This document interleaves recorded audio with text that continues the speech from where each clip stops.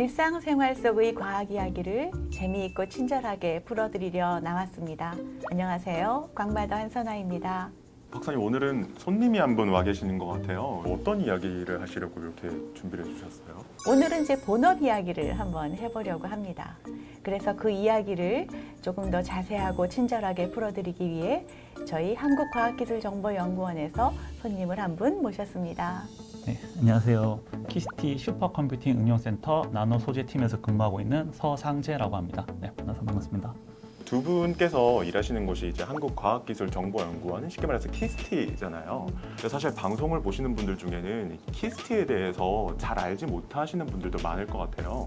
키스티를 한마디로 정의를 하자면은 연구자들을 위한 인프라를 제공하는 조직이다, 이렇게 말씀을 드릴 수가 있어요. 도시의 인프라라고 하면은 무슨 다리를 놓는다든가 길을 놓는다든가 학교를 짓는다든가 상하수도 이런 거를 생각할 수가 있고요. 마찬가지로 연구를 하시는 분들에게도 인프라가 필요해요. 연구의 시작과 끝인 연구 정보, 아주 복잡하고 어려운 연구들을 빠른 시간 안에 해결을 하기 위한 초고성능 컴퓨팅, 연구 결과들을 소통을 하기 위한 초고속 네트워크 같은 것들이 바로 연구의 인프라다.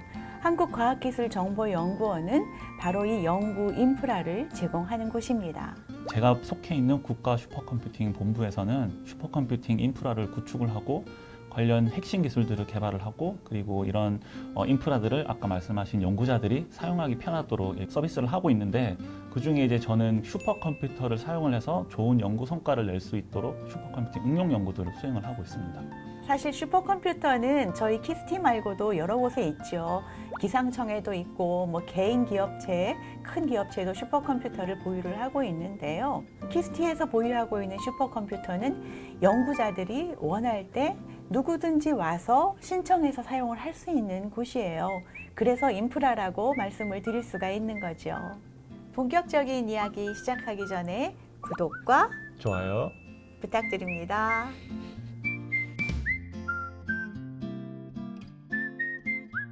슈퍼컴퓨터 얘기를 해주셨잖아요. 근데 사실 이렇게 이야기는 많이 들었는데 정확히 슈퍼컴퓨터라는 게 어떤 건지는 정확히 잘 모르겠어요. 이 슈퍼컴퓨터가 처음 탄생한 것은 1964년인데요. 미국 해군에서 컴퓨터를 좀 좋은 걸 만들어 달라라고 이야기를 했는데, 세이모어 크레이라는 사람이 CDC 6600이라는 기계를 만들어서 납품을 하게 됐죠. 기존 컴퓨터보다 한 10배쯤 빠른 컴퓨터를 만들어 보자.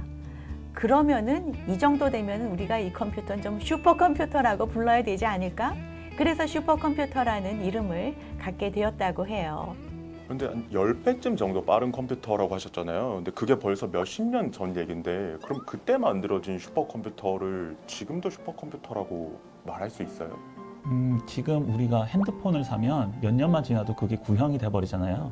슈퍼컴퓨터도 똑같이 몇 년만 되면 그게 성능이 상대적으로 이제 떨어지게 되는데, 지금은 탑 500이라는 리스트를 만들어서 그 탑 500 리스트 안에 드는 슈퍼컴퓨터를 슈퍼컴퓨터라고 일반적으로 부르고 있어요. 500등 안에 들어야 그럼 슈퍼컴퓨터인 거예요? 이쪽에서는 그렇게 부르고 있습니다. 아, 저희 쪽에서는 그렇게 부르고 있습니다. 네, 맞습니다. 네. 그럼 키스티에 있는 건 한 몇 등 정도 되나요? 네, 슈퍼컴퓨터 5호기 누리호는 2018년에 처음 구축이 됐었는데, 그때는 당시만 해도 세계 11위에 있었습니다. 등수가 이게 점점점 내려갈 수밖에 없거든요. 그래서 저희가 이제 구축된 지 한 4년 정도 됐기 때문에 현재는 한 43위 정도 하고 있습니다. 슈퍼컴퓨터도 컴퓨터잖아요. 근데 보통 저희가 이제 컴퓨터라는 기계로 되게 다양한 걸 할 수 있잖아요. 막 게임도 하고, 저 같은 경우는 이제 영상 편집도 하고 하는데, 그 슈퍼컴퓨터면 되게 좋은 컴퓨터인데 그럼 게임도 훨씬 잘 돌아가는 거예요? 뭐 게임을 돌리면 엄청 잘 돌아가겠죠. 그런데 이 슈퍼컴퓨터는 말 그대로 컴퓨터예요. 컴퓨팅을 하는 기계고, 얼마나 빠른가 하면은 우리 70억 인구가 420억 년 동안 계산을 해야 될 것을 단 1시간 만에 할 수 있다. 이만큼 빠른 기계예요. 그러다 보니까 굉장히 많은 분야에 활용이 될 수가 있고요. 크게는 우리 저 심우주에 있는 그 블랙홀을 계산을 한다든가, 우리 은하의 지도를 다시 만들어 본다든가, 이런 데도 활용이 될 수가 있고요. 아주 작게는 원자의 세계까지 들어가서 뭐 탄소 나노튜브로 디스플레이를 만드는데도 저희 슈퍼컴퓨터가 활용이 되었고요. 산업계로도 좀 보게 되면 우리가 지금 신재생 에너지 얘기도 많이 하고 있는데 그런 풍력 발전기에 이런 터빈 엔진 같은 것도 많이 연구를 하고 있고요. 그리고 최근에 이제 누리호가 발사가 됐는데 거기에 들어가는 엔진의 액체 어떤 연소 패턴 같은 걸 분석하기 위해서 슈퍼컴을 이용을 하기도 했습니다. 설명을 듣다 보니까 뭐 누리호, 우주 저편, 뭐 전자 이런 이야기를 해주시는데 그 슈퍼컴퓨터는 그런 이제 엄청난 일에만 활용이 되는 거예요. 그것뿐만 아니라 사회 현안 뭐 이런 것들 해결하기 위해도 많이 이용이 되는데요.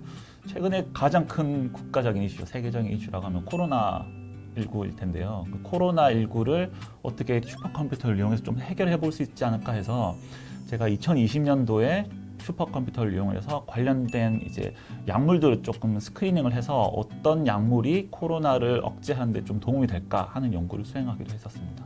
이런 전염병 연구를 하기 위해서는 그거를 컴퓨터상의 분자들을 다 모델링을 해야 되거든요.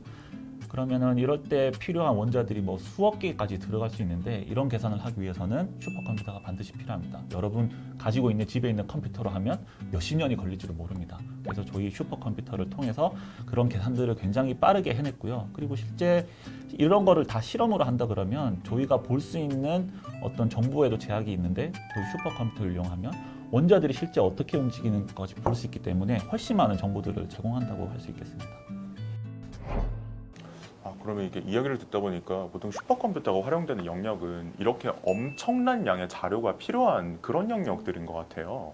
사실 요즘 빅데이터 시대다 우리가 이렇게 이야기를 하잖아요. 우리가 생활하고 숨쉬는 하나하나가 전부 다 데이터로 연결이 되어 있다고 봐도 과언이 아닐 것 같아요. 사실 슈퍼컴퓨터라는 것이 이런 데이터들을 가치를 만들어주기 위해서 반드시 필요한 도구라고 볼 수가 있을 것 같습니다. 데이터들이 너무나 많이 나오고 있거든요. 말씀하신 대로 데이터가 굉장히 중요한데 근데 이 데이터라는 건 그냥 단순히 수치나 아니면 문자 같은 어떤 나열의 집합일 뿐이거든요. 그래서 이거를 가공을 해서 우리가 이해할 수 있는 좀 의미 있는 정보로 바꿀 필요가 있습니다. 두 분의 설명을 듣다 보니까 이 슈퍼컴퓨터라는 게 단순히 좋은 컴퓨터가 아니라 세상에 존재하는 수많은 데이터들을 조금 더 가치 있는 걸로 바꿔주는 그런 기계 같은 느낌인데요. 앞으로는 데이터가 점점 더 많아질 거고 그래서 슈퍼컴퓨터의 역할은 점점 더 중요해질 것 같아요. 그래서 우리 서 박사님도 앞으로 점점 더 중요한 인물이 될 것 같습니다.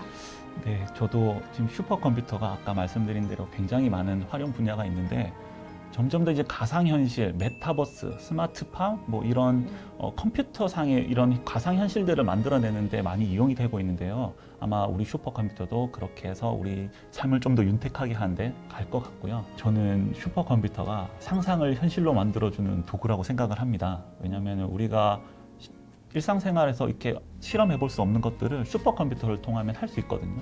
그래서 그런 것들을 빠르고 정확하게 해줄 수 있는 도구이기 때문에 저는 상상을 현실로 만들어주는 기계가 아닌가 그렇게 생각합니다.